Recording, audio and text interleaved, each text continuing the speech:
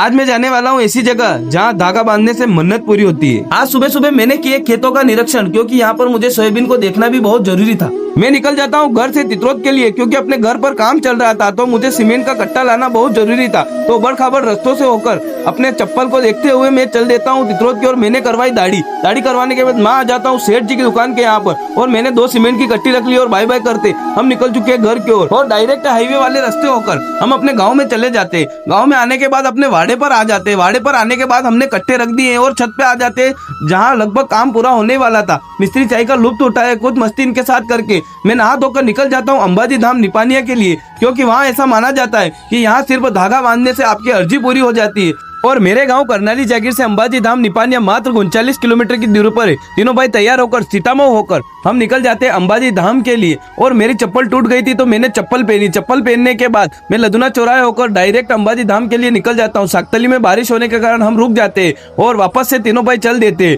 और हम लगभग गीले हो चुके थे और शानदार मौसम का आनंद लेते हुए हम आ जाते हैं अंबाजी धाम से मात्र 5 किलोमीटर दूर। और यहाँ पर भक्तों की भीड़ इतनी थी कि पूछो ही मत। तो हम अंबाजी धाम आ जाते हैं। यहाँ पर आने के बाद हमें अलग ही शक्ति का अनुभव होता है। और अंबे माता का दर्शन करने के लिए हमें रेलिंग वाली लाइन में होकर जाना पड़ेगा। ये वही त्रिशूल है जहाँ धागा बांधने से मन्नत पूरी होती है। फिर मिलते हैं मुझे मेरे मासी के लड़के। इनसे मिलने के बाद यहाँ पर देखो कितने लोगों ने अर्जी लगाई रखी है।